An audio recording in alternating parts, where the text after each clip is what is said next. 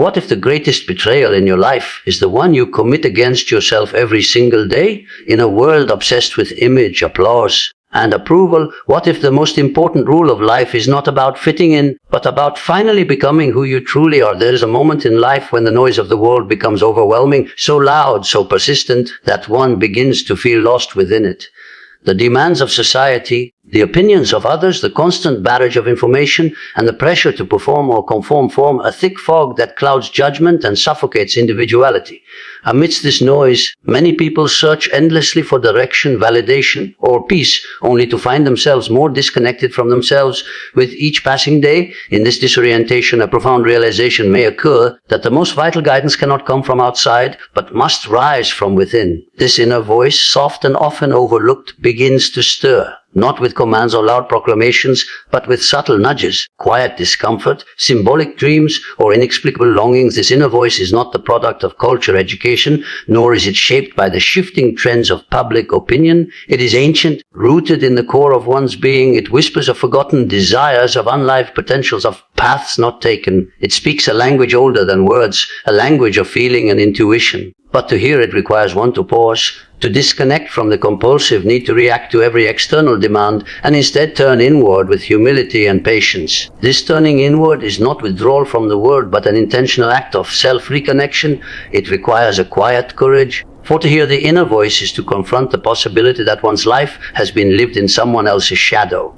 The modern world often elevates external noise to the level of truth. We are taught to seek validation in likes, comments, applause, titles, and reward. From childhood, many are conditioned to please parents, meet academic standards, fulfill cultural roles, and eventually live up to career or social expectations. In this process, the unique inner self is often buried, dismissed as impractical or naive. People begin to define themselves by what others think of them, mistaking social identity for authentic being. And yet, even when the external image appears successful, a sense of hollowness may remain. The soul, unheard and unfed, begins to ache. This ache may manifest as anxiety, depression, boredom, restlessness, or even addiction. These symptoms are not merely pathologies. They are messages from the inner self, signals that something vital has been neglected. The more we ignore this voice, the more it will speak through suffering. But when we finally turn toward it, not to silence it, but to listen, a shift begins. This shift is not loud or dramatic. It is often subtle, like the turning of the tide or the quiet bloom of a flower in the dark. It marks the beginning of an inward journey toward authenticity. To follow the inner voice means to begin asking difficult questions. Who am I beneath my roles and masks? What do I genuinely believe, value, or love? Not because I was told to, but because I feel it deep in my bones. What part of me have I been afraid to express? Where have I betrayed myself to belong? These questions are not easily answered, and they do not produce instant clarity. But in the asking itself, the soul begins to awaken. It is a lonely path at times, for not everyone will understand or support this inward movement. Friends may become confused, family may express concern, and the world may push back. But the reward is immense, a life that is no longer reactive or performative, but deeply rooted in one's own truth. The inner voice becomes a compass, not offering certainty, but offering direction. It cannot be forced, only trusted. And the more one listens, the stronger it becomes, guiding one not toward the life that is most popular or praised, but toward the life that is most real. To know oneself is not a matter of gathering surface level traits or labeling one's personality according to common categories. It is a much deeper, more mysterious process, one that demands the courage to descend into the unknown regions of the psyche. This inner journey is not about constructing an ideal image or fulfilling a societal role, but about discovering what already exists within, waiting to be recognized, accepted, and lived. The call to become oneself is not an invitation to self-centeredness or isolation, but to wholeness. It is the process of awakening to the unique pattern of one's own being, a pattern that cannot be copied, predicted, or imposed from outside. Each individual is born with a seed of originality, a blueprint of potential that seeks realization in the world. But too often this seed is buried under layers of conditioning, fear, conformity, and compromise. From a young age, people are taught what they should be. Expectations surround them like invisible fences, guiding choices and shaping identity long before the individual has a chance to ask what truly matters to them. The voices of family, culture, religion, media, and peer groups speak with great authority, and without conscious resistance they are mistaken for one's own voice. A person may spend years climbing a ladder only to realize it is leaning against the wrong wall. Success, as defined by others, may bring comfort but not peace. Praise may offer satisfaction but not meaning. In this tension between the outer life and the inner reality lies the most profound human struggle, the battle between authenticity and adaptation.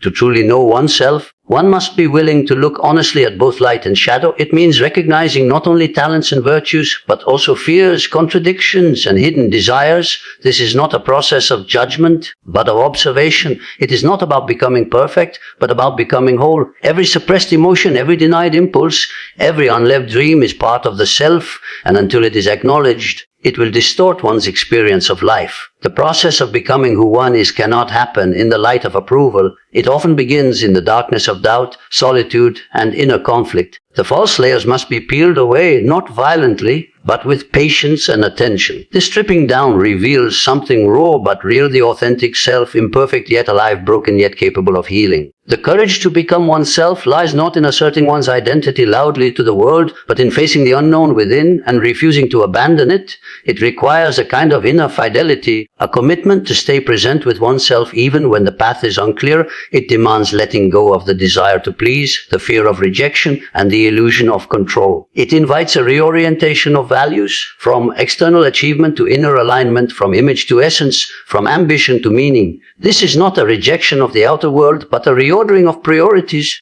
where the self is no longer sacrificed to maintain appearances. Becoming oneself is a creative act, not a passive unfolding. It involves choices, what to pursue, what to abandon, what to embrace. It may require dismantling an entire identity in order to rebuild from a place of truth. And though the process can be disorienting, it is also deeply liberating. To live in alignment with one's own nature brings a sense of integrity that cannot be imitated. One no longer needs to perform or pretend. There is a quiet strength in such a life, a rootedness that endures even in uncertainty. The self, once discovered, becomes a center around which life can be organized not rigidly, but organically. The world outside still matters, but it is no longer the master. The inner compass takes precedence, and in following it, one steps into a life that is not only true, but deeply one's own. ChatGPT said, "Beneath the surface of daily awareness lies a vast and largely unseen world, a realm that influences thoughts, emotions, choices, and behavior in ways that often escape conscious recognition."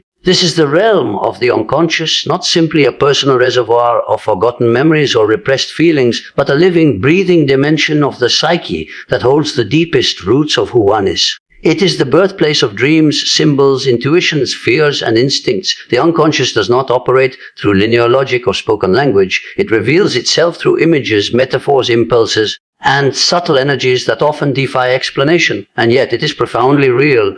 To ignore this part of oneself is to live only a fraction of life, unaware of the powerful currents running beneath the surface. The modern world often prioritizes rationality, measurement, and visibility. In this environment, the unconscious is treated as untrustworthy or irrelevant, something to be controlled or dismissed. But in truth, the unconscious is not an enemy, it is a guide. It holds the material necessary for growth, transformation, and healing. It contains all that has been forgotten, denied, or never fully known. More than that, it carries the collective experiences of humanity, archetypes, myths, and patterns that repeat across cultures and generations. These deep patterns shape the way people see the world, the way they relate to others, and even the roles they play in life. Whether or not one is aware of it, the unconscious is always present, influencing every encounter, every choice, every reaction. To build a relationship with this hidden part of the psyche is to engage in a dialogue with the unknown. It requires the willingness to listen even when the message is uncomfortable. Dreams offer one such doorway. They are not mere nonsense or random firings of the brain, but messages encoded in the language of the soul. A dream may reveal a truth the conscious mind has refused to see. It may present a forgotten wound, a repressed desire, or an insight that could alter the direction of life. Symbols that appear in dreams, the forest, the child, the monster, the stranger, are not just images but living expressions of the inner world. Interpreting them is not a mechanical task but a delicate art that requires intuition, reflection, and emotional honesty. The unconscious also reveals itself through patterns that repeat in life, recurring conflicts, inexplicable attractions, or persistent blocks. These are not accidents. but signals that something unexamined is asking for attention. Often, what is most feared or resisted is exactly what needs to be integrated. The unconscious holds both creative potential and destructive force. It can inspire great art, profound insight, and deep compassion, but it can also erupt in self-sabotage, projection, or psychological fragmentation if left unexplored. Building a conscious relationship with it brings balance. It helps individuals become aware of the forces operating within them, reducing the grip of compulsions and increasing the freedom to choose with awareness. The unconscious is also the space in which the true self begins to form. Not the constructed identity shaped by social pressures, but the authentic inner being that knows what it needs, what it values, and what it longs for. This self is not born fully formed, but emerges gradually through the process of encountering the unconscious and integrating its contents. It is through this ongoing engagement that one begins to feel whole, not because all problems are solved, but because the inner split between known and unknown begins to heal. Living without awareness of the unconscious is like sailing without recognizing the presence of deep underwater currents. One may still move forward, but the direction is uncertain, and the journey is at the mercy of hidden forces. In contrast, to become conscious of the unconscious is to learn the rhythm of one's inner tides. It is to gain not control, but partnership. And in this partnership, a new kind of life becomes possible, not driven by habit or fear, but guided by the wisdom that lies hidden beneath the surface. The journey toward wholeness is not paved solely with light, joy, or positivity. It winds through valleys of discomfort, confusion, and sometimes deep emotional pain. One of the most important but often neglected steps on this journey is the confrontation with the shadow. The shadow represents all that a person does not wish to be, all that they deny, reject, or repress within themselves. It includes not only so-called negative traits like anger, jealousy, and selfishness, but also unlived potentials, creativity that was suppressed, and passions that were abandoned out of fear or shame. The shadow is not evil. It is simply unknown. It is composed of parts of the self that have been cast aside, pushed into the dark so that the conscious personality can feel consistent, accepted, or in control. The process of shadow integration begins when a person becomes willing to look inward honestly, without flinching from what they might find. This is not easy. The ego, the constructed sense of I, often resists anything that threatens its image of who it is. It prefers to believe it is good, rational, and in control, but the shadow challenges this illusion. It reveals the contradictions within, the moments of hypocrisy, the buried wounds and unspoken resentments. It shows how easily people deceive themselves, how quickly they judge in others what they secretly fear in themselves. The shadow often appears in projections when someone feels intense hatred, blame, or idealization toward another person. It can be a sign that they are encountering their own denied material, but in someone else's face. Facing the shadow is not about self-condemnation or guilt. It is about recognition. What is unconscious does not disappear. It simply acts out in hidden ways. It influences behavior from behind the scenes, shaping relationships, decisions, and emotional reactions without awareness. A person who denies their aggression may find themselves constantly surrounded by conflict. Someone who suppresses vulnerability might experience others as cold or rejecting. These experiences are not random. They are mirrors held up by the shadow, asking for acknowledgement. The more one resists the shadow, the more chaotic life becomes, because the unconscious will find ways to speak, even if it must do so through crisis or breakdown. When someone begins to acknowledge the shadow, a shift takes place. They start to see themselves more clearly, not just the person they wish to be, but the person they are in their entirety. This clarity does not destroy them, it strengthens them. Accepting the shadow brings humility, depth, and compassion. It allows for a more honest relationship with others, because pretense begins to fall away. One no longer needs to pretend to be flawless or always right. Vulnerability becomes possible, and with it, intimacy. Shadow work deepens the soul because it dissolves the inner division between what is seen and unseen, known and unknown. It brings lost pieces of the self back into consciousness, making the personality more whole. This work is deeply personal, but it has a collective dimension as well. Societies, like individuals, have shadows, truths they refuse to face, histories they deny, emotions they suppress. When individuals do their shadow work, they become less likely to project their darkness onto others. They begin to see human complexity in themselves and in the world. They are less prone to blame, to scapegoat, to divide people into good and evil. This inner work, though quiet and often invisible, is a contribution to peace. The shadow is not an enemy to be conquered, but a part of the self that longs to be understood. It holds both danger and treasure. Within it lie the repressed energies that, once integrated, can fuel creativity, courage, and transformation. The key is to approach it not with fear, but with curiosity, to sit with what is uncomfortable, to ask what it wants to teach, and to remain open to the unexpected gifts that often emerge from the darkest places. Perfection has long been a seductive illusion. From early life, many are taught to aim for flawlessness, to be good, to be right, to succeed without stumbling. But this relentless pursuit of perfection, often reinforced by culture, religion, education, and media, comes at a steep cost. It divides the self. It encourages the denial of weakness, the suppression of vulnerability, and the rejection of anything that does not fit a carefully curated ideal. The soul, however, does not strive for perfection. It longs for wholeness. It does not demand that every part be polished or pure, only that every part be seen, accepted, and integrated.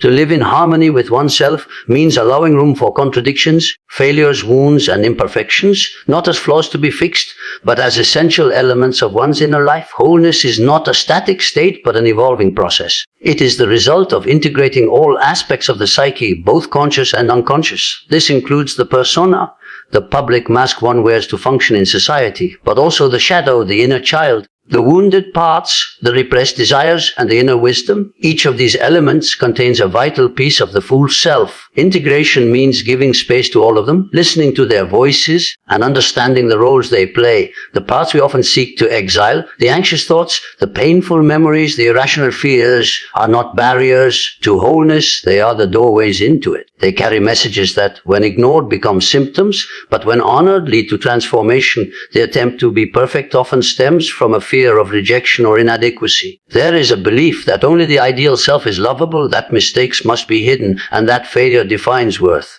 But this belief builds an inner prison. One becomes disconnected from spontaneity, authenticity, and real human connection. Others are kept at arm's length for fear they will discover the truth, the raw, messy, unfiltered self. Yet it is precisely in revealing that self, in daring to be seen as imperfect, that healing begins. Wholeness requires truth, not polish. It asks for honesty, not performance. It invites the individual to drop the mask and face life not as a role, but as a real human being, flawed and still worthy. The psychological process of individuation is grounded in this understanding. It is the ongoing movement toward becoming an integrated, balanced person. This does not mean achieving a final state of enlightenment or mastery. Rather, it means developing the capacity to hold tension, to live with ambiguity, and to navigate life with increasing depth and self-awareness. One learns to accept contradictions within, the ability to be both strong and vulnerable, joyful and grieving, certain and doubtful.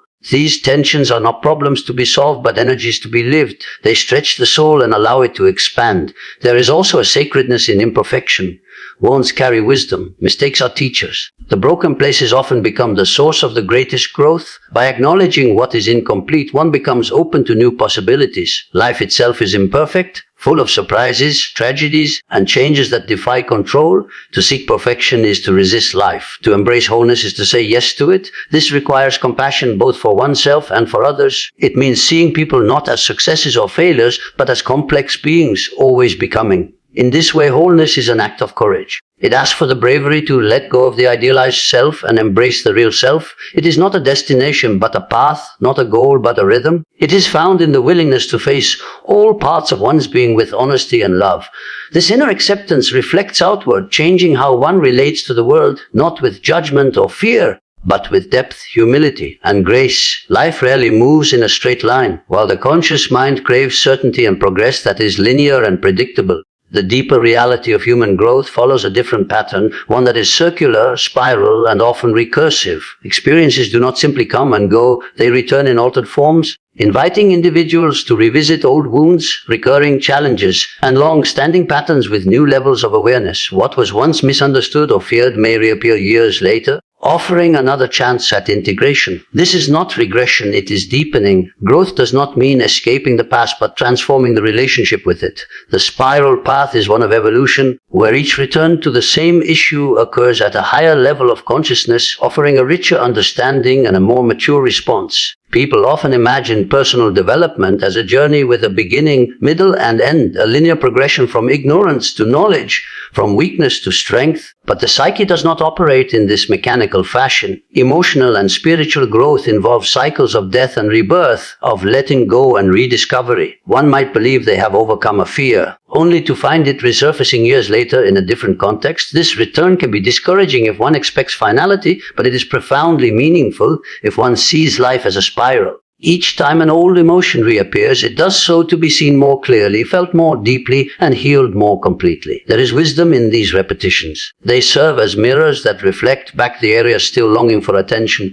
A repeated pattern in relationships, for example, is not simply bad luck or fate. It is the psyche's attempt to resolve unfinished business. These repetitions may carry the energy of unresolved trauma, unmet needs, or unexpressed parts of the self. They are invitations, not punishments. To engage with them consciously is to participate in the unfolding of one's own wholeness.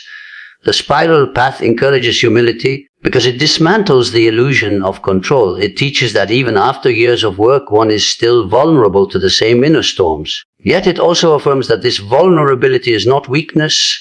It is the very soil in which depth is cultivated. There is something profoundly human in the rhythm of returning. The seasons cycle through birth, growth, decay, and dormancy. The moon waxes and wanes. The breath rises and falls. Nature itself teaches that life is not a climb but a dance. The psyche too has its seasons, times of clarity and action, followed by times of uncertainty and retreat. When a person learns to honor these inner seasons, they begin to align with the deeper rhythms of life. They no longer force themselves to be productive when the soul calls for reflection. They no longer shame themselves for feeling emotions they thought were resolved. Instead, they meet themselves with gentleness, trusting that each return carries a new layer of healing. This spiral pattern also means that insight cannot be rushed. What is not ready to be seen will remain hidden. But when the time is right, when the conscious mind is prepared, the unconscious will offer up what is needed. This is why the same book, read 10 years apart, can feel like a completely different message. The words have not changed, but the reader has. What once went unnoticed now shines with significance. The same is true of life's challenges. What once felt unbearable may later be remembered with gratitude for the growth it inspired. The spiral path ensures that nothing is wasted. Even pain, when revisited with awareness, becomes a teacher. Embracing the spiral requires patience. It asks for trust in the process, even when the way forward feels like a step backward. It calls for a mindset that values depth over speed, presence over resolution. Each cycle brings the opportunity to reclaim a part of the self that was once lost or hidden. In this way, the spiral becomes a sacred geometry of the soul's unfolding, a pattern not of perfection, but of becoming ever more whole, more real, and more deeply alive. Authenticity is not a fashionable concept. It is a fundamental necessity for psychological and spiritual health. To be authentic is to live in alignment with one's inner truth, not merely to act in accordance with social roles or external expectations. It means that the outer life becomes a genuine expression of the inner life rather than a performance crafted for approval, applause, or safety. Yet the pressures to abandon authenticity begin early in life. From childhood, individuals are subtly and sometimes overtly taught to modify their behavior in order to receive love, acceptance, or validation. The child who learns that certain emotions are unwelcome, that certain dreams are unrealistic, or that certain traits are undesirable begins to adapt to wear masks to develop a persona that is acceptable to the outside world. And while this adaptation may bring short-term benefits like social belonging or parental approval, it comes at the cost of disconnection from the self. This disconnection, though often invisible on the surface, leads to a quiet but persistent sense of unease. One might succeed outwardly, achieve goals, or maintain relationships, yet still feel hollow inside. This is not a flaw or a failure. It is a symptom of inauthenticity. When the inner world is not reflected in the outer world, the soul begins to ache. The personality becomes split. One part performs, while the other part waits hidden and neglected. Over time, this neglected self becomes buried beneath layers of habit, fear, and conformity. And yet it never disappears. It waits for the moment when the individual becomes brave enough to listen inwardly again. Living authentically does not mean acting on every impulse or rejecting all forms of social structure. It means discerning which parts of one's behavior arise from genuine values, beliefs, and passions, and which parts are rooted in fear, imitation, or pressure. This discernment requires quiet self-reflection and deep inner honesty. It means asking hard questions. Am I doing this because it fulfills me or because I want to be liked? Do I speak these words because I believe them or because they are expected of me? Am I living someone else's life plan or my own? These questions are not easy to face because the answers often point toward change that might disrupt relationships, challenge identities, or invite solitude. The path to authenticity often leads through discomfort. It may mean saying no where one has always said yes. It may mean walking away from a job, relationship, or lifestyle that no longer aligns with the soul's truth. It may require embracing parts of the self that have long been denied,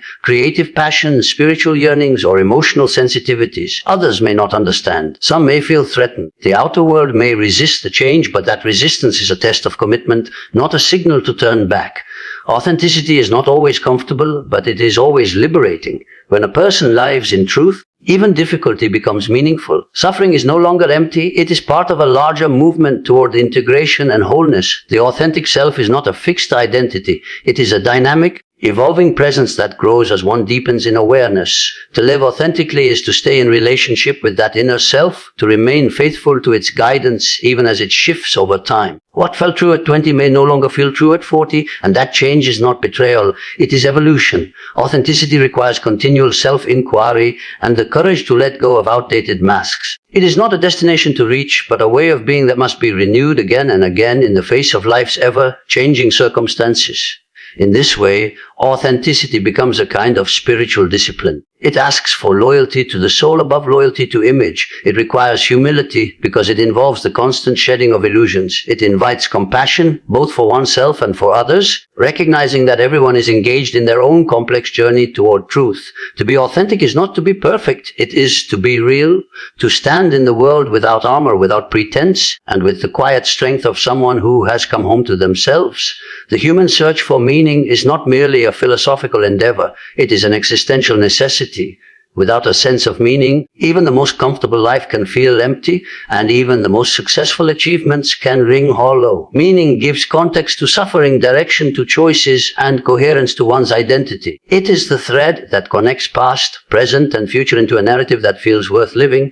Yet in modern society, meaning is often overshadowed by the pursuit of productivity, efficiency, and distraction. People are encouraged to measure their lives in terms of output, appearance, or accumulation, rather than depth, alignment, or purpose. In such an environment, it becomes easy to lose touch with the soul's deeper callings. Many find themselves going through the motions, doing what is expected, fulfilling roles, achieving goals, while an unspoken emptiness gnaws at the edges of their existence. The inner life, however, constantly seeks meaning. Even when ignored, it continues to send signals through dreams, emotions, inner restlessness, or a subtle sense of dissatisfaction. These signals are not problems to be fixed, but messages to be understood. They are the psyche's way of pointing toward what truly matters. When life lacks meaning, symptoms often appear: depression, anxiety, addiction, or a general sense of disorientation. These are not simply clinical conditions, but spiritual crises. They arise not because something is wrong with the person, but because something essential has been lost or never fully known. Reclaiming meaning begins with listening to these symptoms, not as enemies, but as guides. They reveal where one has betrayed their values, abandoned their dreams, or suppressed their truth. Meaning cannot be given from outside. It cannot be bought, borrowed, or inherited. It must be discovered individually in the depths of one's own experience. Sometimes it is found in creativity, in the act of expressing something inwardly real. Sometimes it is found in love, in the recognition of a shared human essence. Sometimes it is found in service, in contributing to something larger than oneself. And sometimes it is found in suffering, when pain is faced with awareness and allowed to reshape the soul. The path to meaning is not linear. It unfolds uniquely for each person, guided by their own inner voice. No formula can dictate what will make a life meaningful, because meaning arises from the alignment between the inner world and the outer life. To live with meaning requires a kind of inner orientation, a willingness to ask not just how to live, but why. It means pausing long enough to consider what values one holds most deeply, what truths one cannot betray without a cost, and what longings refuse to be silenced. This is not a theoretical exercise, but a practical one. It affects daily decisions, relationships, goals, and priorities. It determines whether a person feels alive or merely functioning. When meaning is present, even ordinary tasks take on significance. Time is not just spent, it is lived. When meaning is absent, even extraordinary experiences can feel flat or unfulfilling. Meaning is also something that evolves. What feels meaningful in youth may lose its urgency with age. A new chapter of life may require a redefinition of purpose. Loss, illness, or failure may strip away former identities, forcing a person to search again. This is not a regression, it is part of the deepening process. Each layer of experience can bring a new dimension of meaning if it is met with openness and reflection. To resist this process is to cling to a static identity. To embrace it is to grow into a fuller, more authentic self. In a world that often values appearance over substance and speed over depth, the search for meaning becomes a quiet act of rebellion. It is a return to what is essential, a turning inward to ask what is worth suffering for. What gives me strength when everything else falls away? What story do I want my life to tell? These are not easy questions, but they are the ones that shape a life that feels rooted, purposeful, and real.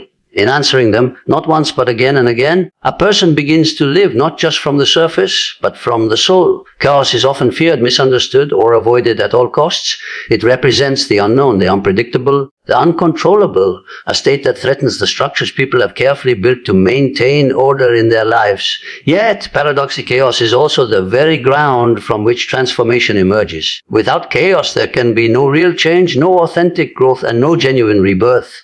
In psychological and spiritual development, chaos serves as a necessary and sacred threshold, a liminal space between who one has been and who one is becoming. It is not comfortable, but it is essential.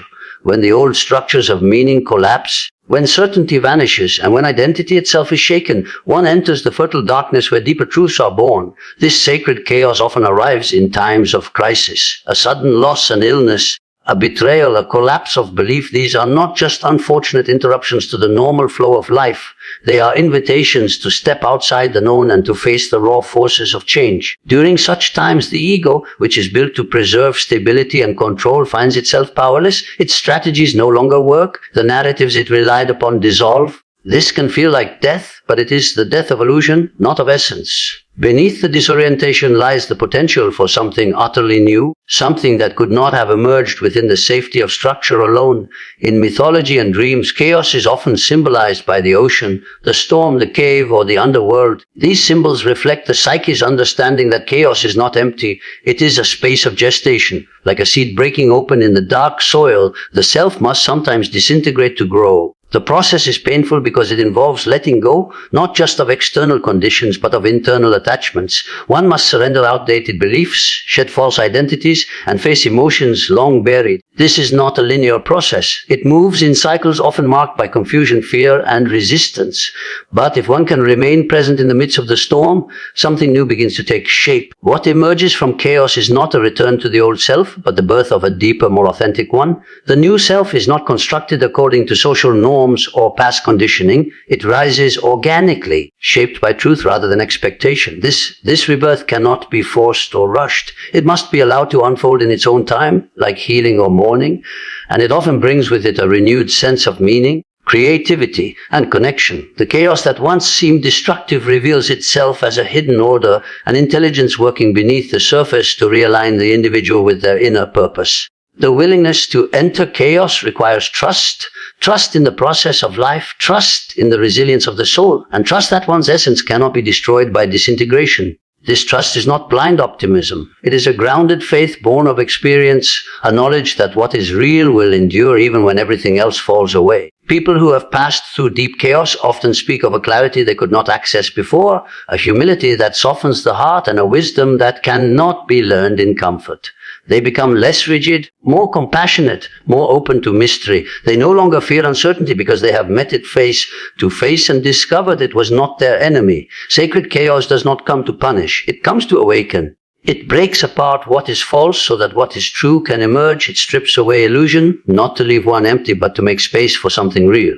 In this way, chaos becomes a teacher, one of the most profound and necessary on the journey of becoming. It teaches surrender, patience, and the deep intelligence of the soul. And while the mind may tremble in the face of it, the heart often knows this is the moment of true transformation. To live a life that reflects one's inner truth is to align the visible with the invisible, The outer reality with the inner essence. It is not simply a matter of speaking one's mind or being unapologetically individual. It is a subtler, deeper act of congruence between soul and self. In a world that constantly tries to mold people into acceptable forms through roles, labels, rules, and expectations, the call to live authentically is a radical act. The soul does not speak in the language of conformity. It speaks through symbols, dreams, longings, resistances, and intuitions. When these inner messages are ignored, life becomes performative, flat, or fragmented. But when they are honored, even in small ways, life begins to shine with a quiet power that cannot be faked. Living in alignment with one's inner truth requires a deep honesty with oneself. It begins by asking, what do I really believe? Not what I was taught to believe. What do I truly desire? Not what I think I should want. What pain have I buried? What joy have I suppressed? The answers to these questions are often buried beneath layers of social conditioning, fear, and self-protection. But the soul is patient. It continues to send signals. The discomfort of a job, the unease in a relationship, the chronic feeling of restlessness, these are all indicators that something inside is not being heard. To listen to them is not indulgent, it is vital. Expression of inner truth is not always dramatic. It may not look like rebellion or withdrawal. Often it takes the form of subtle shifts, choosing integrity over convenience, speaking gently but honestly, leaving what no longer fits, or pursuing a path that offers no guarantee of success but feels deeply right. It is less about shouting from rooftops and more about walking in quiet agreement with one's soul. This way of living often leads to unexpected freedom. When the need to please others diminishes, when external validation loses its grip, a person begins to experience life more directly. Choices become clearer. Energy is no longer spent on pretending or pleasing. The inner and outer life begin to mirror each other. There is great psychological strength in this alignment. When people live out of sync with their inner truth, anxiety and depression often follow. The split between who they are and how they live becomes a source of constant tension.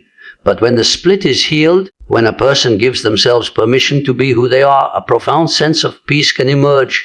This is not the peace of comfort, but the peace of coherence. It comes from the knowledge that one is no longer betraying themselves. Even when life is hard, it feels real. Even when mistakes are made, they are owned. Even when loss occurs, there is dignity in how it is faced. The journey toward this way of living is not linear. There are detours, backtracking, and periods of deep confusion.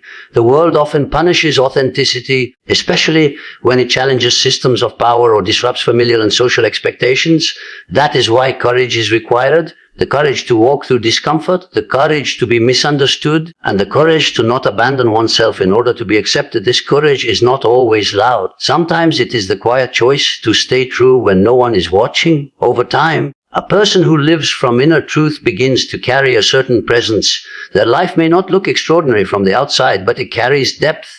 Their eyes hold clarity, their words carry weight, and their actions reflect integrity. They become trustworthy, not because they are perfect, but because they are real. And in a world of masks and performances, that realness is magnetic. It reminds others of their own truth. It gives silent permission for authenticity.